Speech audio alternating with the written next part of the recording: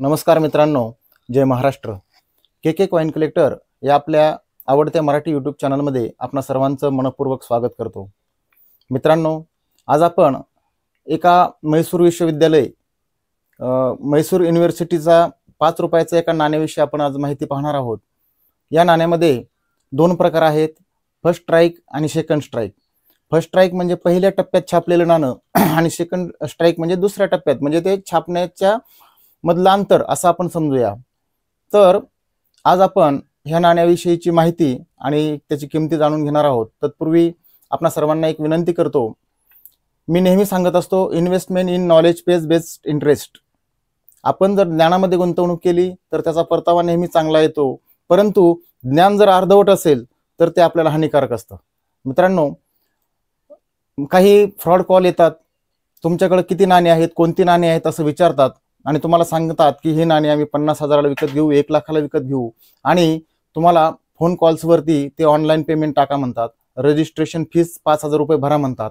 तर मी सर्व माझ्या मित्रांना, सबस्क्रायबर यांना सर्वांना सांगू इच्छितो की ऑनलाईन पेमेंट टाकणं, कुठल्याही अशा गोष्टीला बळी पडणं, तर असं कुठेही करू नका.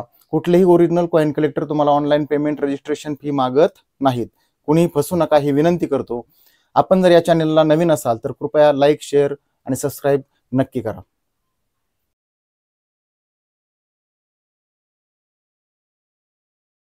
चला तर मित्रांनो, आपण म्हैसूर विश्वविद्यालयाचं जे नाणं पाहणार आहोत ते फर्स्ट स्ट्राईक आणि सेकंड स्ट्राईक मध्ये काय फरक आहे आणि ते नाणं कोणतं आहे आणि त्या नाण्याच्या किमती आणि माहिती आपण जाणून घेऊया. तर हे पहा मित्रांनो, बरेचदा व्हिडिओ शूट करत असताना आपल्याला क्लिअर दिसत नसेल, त्याच्या इमेजेस मी व्हिडिओमध्ये टाकणारच आहेत. परंतु ही जी नाण्याची पहिली बाजू आहे, या बाजूला आपण जर बारकाईनं पाहिलं तर देवनागरीमध्ये डाव्या बाजूला भारत आणि उजव्या बाजूला इंग्रजीमध्ये इंडिया असं लिहिलेलं आहे.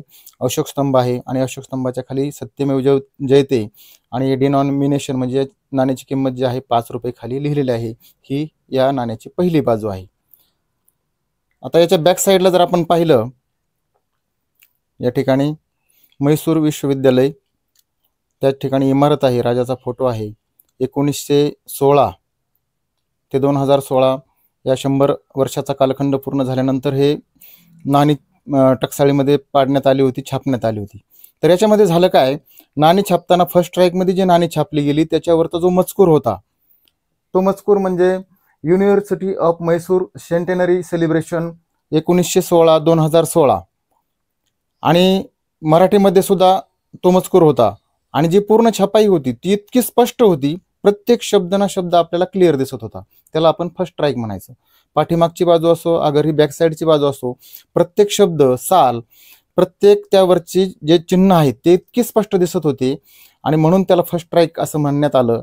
आणि ज्या नाण्यावरची शब्द, मजकूर हा अस्पष्ट दिसत होता, त्याची क्लिअरिटी कमी होती, त्या नाण्याला सेकंड स्ट्राईक असं म्हटलं जातं. तर फर्स्ट स्ट्राईकचं जे नाणं आहे ते आजच्या घडीला साधारण 7-8 हजारच्या आसपास किंवा 10,000च्या वर UNC कंडिशनमध्ये ते नाणं असेल, कुठेही त्याला स्क्रॅच नसतील, तर या नाण्याची किंमत 10,000च्या आसपास सुद्धा वरती सुद्धा जाऊ शकते. आणि जे सेकंड स्ट्राईकचं नाणं आहे त्या सेकंड स्ट्राईकची नाण्याची आज व्हॅल्युएशन कुठलंही नाही. साधारण एक निकेल ब्रासचं हे नाणं जर ठरवलंच, एखाद्या कॉइन कलेक्टरला आवडलं सेकंड स्ट्राईकचं, तर तो साधारण 5 रुपयाचे 10 रुपये देऊ शकतो. याच्यापेक्षा जास्त याची व्हॅल्युएशन होऊ शकत नाही. फर्स्ट स्ट्राईकचं नाणं मात्र 10,000च्या आसपास गेलेलं आहे. अशा पद्धतीनं फर्स्ट स्ट्राईकचं जर तुमच्याकडे नाणं असेल, त्या नाण्याविषयी तुमच्या मनामध्ये काही शंका असतील, काही माहिती तुम्हाला अजून पाहिजे असेल वा त्याच्या किमतीमध्ये तुम्हाला काही नवीन माहिती असेल, तर कृपया मला कमेंटमध्ये जरूर कळवा. मित्रांनो, फसू नका. आणि फ्रॉड भरपूर होत आहेत या क्षेत्रामध्ये.